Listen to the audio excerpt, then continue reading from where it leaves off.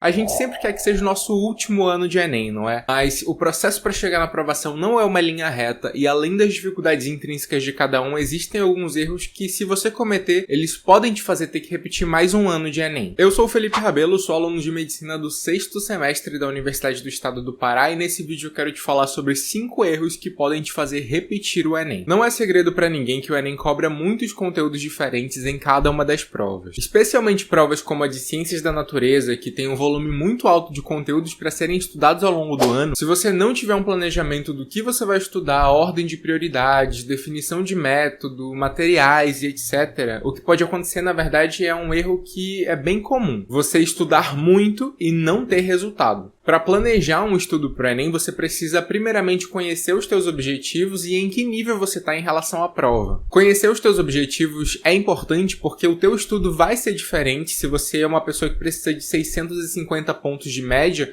ou se você é um aluno que precisa de 800 pontos de média. E saber o teu nível em relação à prova significa saber se você é um aluno que já tem uma boa base de conteúdo dentro do que é cobrado ali na prova do Enem ou se você é uma pessoa que está partindo praticamente do zero. Alunos mais avançados, por exemplo, precisam muito mais de um treino intenso em questões e em simulados para irem aprendendo os detalhes que faltam a partir desses erros. Já os alunos que estão partindo quase do zero vão precisar de um volume maior de aulas teóricas, de conteúdo teórico e de um treino ali mais direcionado em cima do que estão estudando para construírem de fato uma base de conhecimento para aí sim poderem chegar nesse momento onde vão treinar com questões de prova, onde vão treinar principalmente prestando atenção no tempo, fazer simulados de fato. E se vocês prestarem atenção, se o aluno mais avançado querer fazer o estudo de uma pessoa que está começando, não vai dar certo, porque ele vai estar focando na parte errada, vai estar perdendo muito tempo.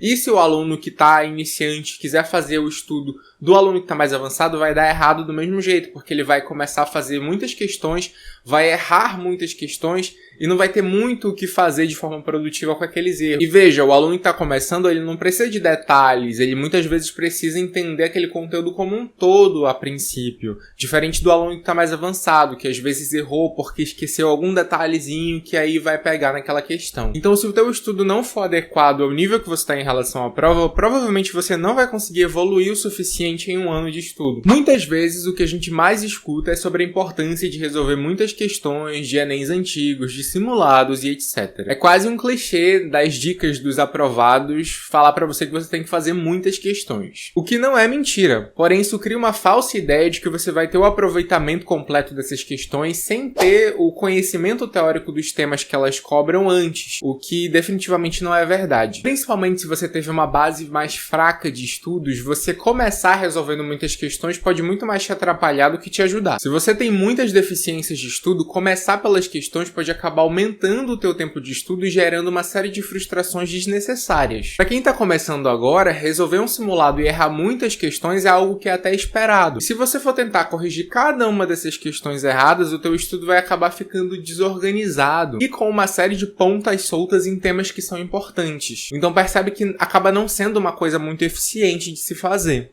Bom, gente, pra quem não sabe, eu mesmo vou fazer a prova do Enem 2025 esse ano. Eu já estou na faculdade de medicina, não pretendo trocar de faculdade, estou no 6º semestre, na verdade eu não vejo a hora de me formar.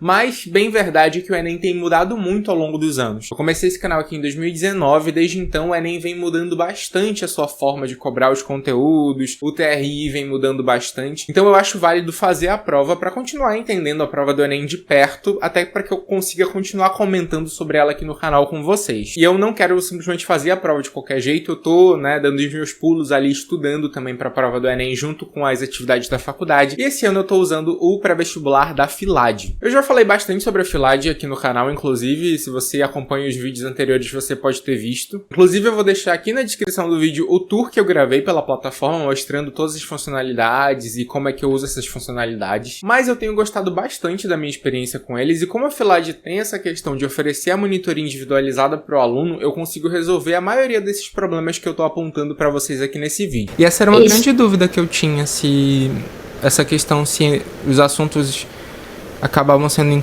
incluídos ou excluídos. E aí, por exemplo, as sessões de monitoria, elas são recorrentes, né? Então, ao final de cada ciclo tem uma nova conversa. Exato. Eu tenho aproveitado bastante as minhas monitorias individuais e eu tenho aprendido, inclusive, muitas coisas novas sobre o meu estudo, sobre estudo no geral, que, inclusive, eu quero repassar aqui pra vocês. O pré-vestibular da Filade tem todas as funções que uma plataforma de estudos pro Enem tem que ter. Ou seja, videoaulas, materiais teóricos em PDF que você pode baixar, inclusive, listas de questões. Eles têm um banco de questões com mais de 120 mil questões que você pode usar para montar um simulado da banca que você quiser, né, de qualquer vestibular do Brasil, porque eles têm esse enfoque nos vestibulares estaduais também, além do Enem. E por lá você consegue filtrar por assunto, por dificuldade, pela banca que você quer. Tem o suporte de tirar dúvidas, que é essencial, e também tem todo o suporte de redação, tanto com o módulo de redação para você assistir as aulas teóricas sobre como produzir um texto, mas o mais importante, você consegue mandar quantas redações você quiser e elas vão ser corrigidas pelo professor de redação e você consegue marcar uma monitoria, né, em vídeo com a pessoa, com o professor que corrigiu a tua redação. Então é quase como você fazer um curso presencial de redação. Eu já fiz na minha época, inclusive, e eu acho que isso era o principal benefício de fazer um curso presencial que eles conseguiram trazer pro online. Você fica ali 30 minutinhos, e na época do meu curso presencial ainda era menos que isso, mas você fica ali uns 30 minutos conversando com o professor para entender quais foram os teus erros na redação. Então, gente, principalmente na redação do Enem, eu falo com conhecimento de causa. Você fazendo esse acompanhamento, escrevendo o texto toda semana, né, corrigindo ali com o professor para ele te indicar os teus erros e você correr atrás de corrigir esses erros, não tem como você chegar lá na hora do Enem e fazer uma redação menos de 900 pontos. É quase impossível. Uma coisa que aconteceu muito esse ano, inclusive, foi a galera falando: eu tava acostumado a tirar 900 e tanto e tirei uma nota mais baixa no Enem. Olha, muitos desses casos, não tô falando de todo mundo, mas muitos desses casos eram as pessoas que, na verdade, não sabem exatamente produzir um texto pro Enem, estavam mais ali acostumadas a levar uma coisa já pronta, já tinham o seu próprio modo de escrever redação do Enem. Como a correção tá ficando cada vez mais rígida, esse método de simplesmente levar um texto muito pré-produzido já não tá dando tão certo. Então eu acho que essa é uma oportunidade muito boa de aprender de fato a escrever, aprender de fato a fazer um texto dissertativo e argumentativo. E essa monitoria de redação que a Filade oferece ajuda muito nesse ponto. E como eu já falei, eu acho que o grande diferencial são as monitorias individuais com orientadores pedagógicos para montar cronograma, para te ajudar na hora de você direcionar o teu estudo. Às vezes você tá ali num ciclo de 1, 2, 3 semanas que você tá estudando e você percebe que, cara, alguma coisa não tá dando certo. E aí você tem essa oportunidade de falar com o teu orientador, que já tá ali te acompanhando, e falar: olha, não tá dando certo, eu tentei por aqui, não deu muito certo, percebi que eu não tô evoluindo.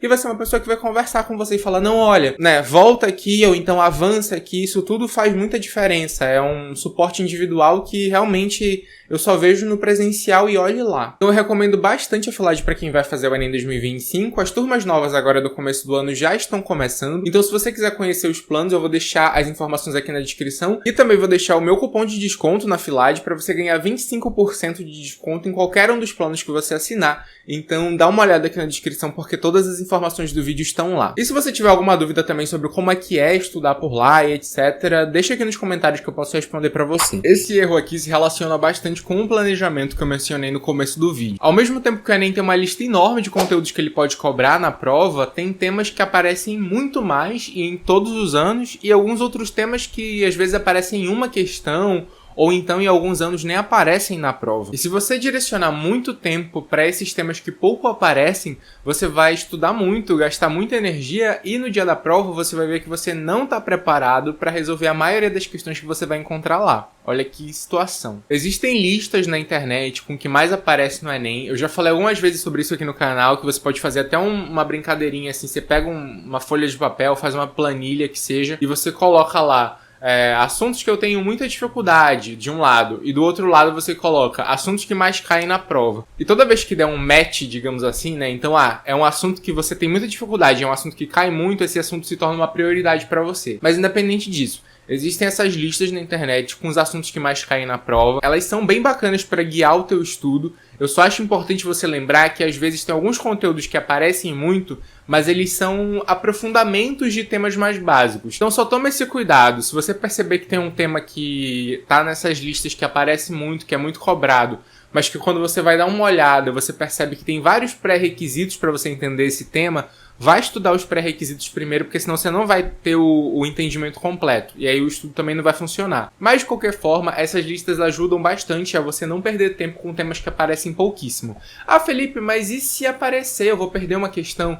Gente, esse vídeo aqui acaba sendo para um público mais amplo. Eu acho que essa preocupação com os temas que aparecem de vez em quando, por exemplo, em matemática esse ano teve um assunto que quase nunca caiu e apareceu. Mas isso é uma preocupação para alunos que já estão bem mais avançados no estudo para o Enem e alunos que precisam de uma nota bem alta. Então, se você ainda nem começou a estudar o que mais aparece, se você ainda tem dificuldade em algumas bases, a última coisa que você tem que estar preocupado são com os assuntos que podem aparecer. Isso é uma coisa que, assim, se você já terminou o teu estudo basicão do Enem, se você está dominando ali a prova do que mais cai, do que mais aparece, né? Se você já está acertando bastante, pô, já estou acertando ali minhas 39 questões, eu quero chegar nessas 40 e pouca, aí beleza, você tem que olhar agora os assuntos que podem aparecer. Mas para o público em geral, você tem que usar toda a tua energia inicial para o que vai aparecer de certeza na prova, e não para o que pode vir ou não. E perceba a cilada que tá aí, porque se você fizer o contrário, e acontece muito isso, gente, você vai sentir que você estudou pra caramba e na hora não vai estar preparado, porque você de fato vai ter estudado muito, mas você vai ter estudado uma coisa que não aparece. Então não tem jeito. Agora sim, a gente chegou no momento do treino de questões e simulados. Como eu havia dito, tendo respeitado o estudo teórico anteriormente, não tem como você ir para a prova do Enem sem bastante treino de questões. O Enem é uma prova de aplicações e de situações problema. Você vai precisar criar essa intimidade com o modelo de questões que a prova do Enem vai trazer para você que você consiga fazer uma prova fluida. As questões do Enem não exigem só conhecimento teórico, elas vão exigir de você conhecimento teórico, capacidade de interpretação, agilidade na hora de resolver essas questões. E para você conquistar tudo isso é um processo. Eu sou a favor que os simulados sempre respeitem o tempo de prova do Enem. E assim, eu acho que para simular de fato tem que ser desse jeito. Se você pegar uma prova de 45 questões para resolver e eu vou resolver metade agora em 5 horas e amanhã eu termino mais a outra metade, isso daí não é simulado. E é esperado que nos seus primeiros simulados você erre mais questões por falta de tempo. Porque justamente o treinamento que você está fazendo é esse. O processo natural é que quanto mais você estude e quanto mais você treine esses simulados, você vai conseguir fazer mais questões, acertar mais questões em menos tempo. Por fim, eu acredito que esse seja um dos principais problemas que atrapalham a vida dos vestibulandos. O Enem é uma prova que envolve várias questões emocionais. Essa fase da vida de período de vestibular, que muita gente está passando, obviamente não todo mundo, mas muita gente está passando durante um período da vida que é natural ter bastante ansiedade, incerteza sobre o que você vai fazer, sobre que rumo você vai dar para as coisas, etc. E aí junta tudo isso e realmente é uma fase que, se você não cuidar do seu emocional, você pode acabar tendo problemas em relação a isso. Não é viável que você negligencie nem a tua saúde física e muito menos a emocional durante o estudo pro Enem. Então, bora esquecer esse negócio de eu vou virar noites estudando, não vou mais dormir, eu vou deixar de fazer tudo que eu gosto, vou deixar de conversar com qualquer pessoa porque eu tô estudando pro Enem. Isso não é sustentável. Obviamente, somos todos adultos, você não vai conseguir fazer tudo o que você quer e ainda estudar bastante pro Enem. Você vai sim ter que abdicar de muitas coisas, mas você não pode abdicar de tudo. Se planeje, olha aí, a gente tá voltando lá para a primeira dica, se planeje para que você consiga ter todo o teu tempo necessário para estudar, mas também ter tempo para sua vida, né? Dar atenção para sua família, para as pessoas que você ama, sair um pouco, ter os seus momentos de lazer, né? E cuidar da sua saúde mental.